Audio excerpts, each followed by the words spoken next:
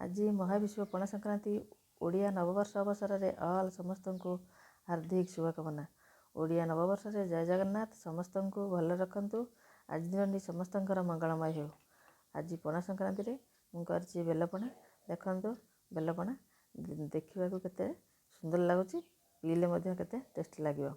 ଆପଣମାନେ ମଧ୍ୟ ମୋ ବେଲପଣାକୁ ଫାଷ୍ଟରୁ ଲାଷ୍ଟ ଯାଏଁ ଦେଖନ୍ତୁ। ମୁଁ ଏଠି କ'ଣ କ'ଣ ସବୁ ସାମଗ୍ରୀ ନେଇଛି ଆପଣମାନଙ୍କୁ ଦେଖାଉଛି। ମୁଁ ଏଠି ନେଇଛି ବେଲ 2ଟାକୁ କୋରି ନେଇଛି, ନଡ଼ିଆ, ଦହି, କଦଳୀ, ସେଉ, ବୁନ୍ଦି, ଗୁଜୁରାତି ଗୋଲମରିଚ ଗୁଣ୍ଡ, ଗୁଡ଼ ଆଉ ଅଦା ଛେଚା ଟିକେ ନେଇଛି। ଏବେ ମୁଁ କ'ଣ କରିବି ନା ଏଠି ବେଲକୁ ଏମିତି ପାଣି ନେଇକି ଚକଟି ଦେବି। ତାପରେ ସେଥିରେ ଯେଉଁ ପାଲୁ ଅଛି ପାଲୁକୁ ସବୁ ବାହାର କରିନେବି। ଏବେ ମୁଁ କ'ଣ କରିବି, ପାଲୁକୁ ବାହାର କରିନେଲି।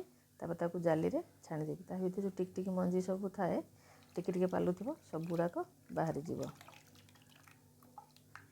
ପିଇଲା ବେଳେ ସେଗୁଡ଼ାକ ପାଟିକି ତେଲିଆ ତେଲିଆ ଯେଉଁ ଲାଗେ, ଆଉ କିଛି ତେଲିଆ ତେଲିଆ ଲାଗିବ ନାହିଁ। ଯେଉଁ ମଞ୍ଜି ଟିକେ ଟିକେ ହାବୁଡ଼େ, ସେଗୁଡ଼ାକ ଆଉ କିଛି ପାଟିରେ ହାବୁଡ଼ିବ ନାହିଁ। ଦେଖନ୍ତୁ ମୁଁ ଏବେ ସବୁଗୁଡ଼ାକ ଏମିତି ଛାଣି ନେଇଛି ବେଲ ଗୁଡ଼ାକ। ଏବେ ସେଥିରେ ମୁଁ ମିକ୍ସ କଲି ଦହି,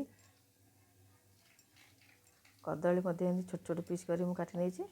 କଦଳୀକୁ ଏଥିରେ ମୁଁ ମିକ୍ସ କଲି। ଆଉ ସେଉକୁ କଦୁକ୍ରସ କରି ନେଇଛି।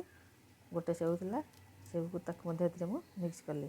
ଯେଉଁ ନଡ଼ିଆ କୋରିଥିଲି ତାକୁ ସେଥିରୁ ଅଧା ସେଥିରେ ମିକ୍ସ କଲି। ଆଉ ଯେଉଁ ବୁନ୍ଦି ରଖିଥିଲି, ବୁନ୍ଦି ମଧ୍ୟ ମୁଁ ସେଥିରେ ମିକ୍ସ କଲି। ଏବେ ମୁଁ କ'ଣ କରିବି ନା, ଯେଉଁ ଗୁଡ଼ ରଖିଥିଲି, ଗୁଡ଼କୁ ପାଣି କରିକି ସେଥିରେ ଛାଣି ନେଲି।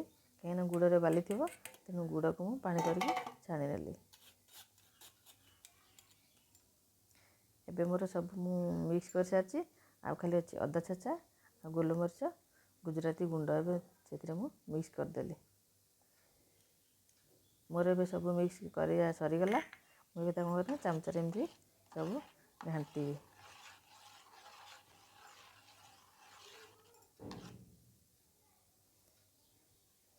ଦେଖନ୍ତୁ ବେଲପଣାଟା କେମିତି ଦେଖାଯାଉଛି।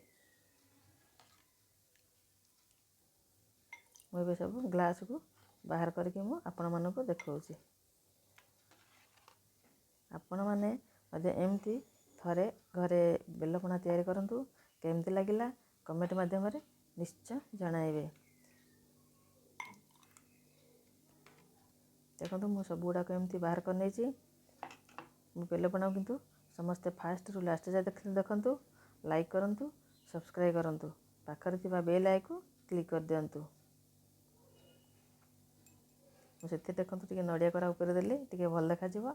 ଆଉ ଶାଗୁ ବତୁରି ରଖିଥିଲି, ଶାଗୁ ମଧ୍ୟ ଉପରେ ଟିକେ ଟିକେ ଦେବି।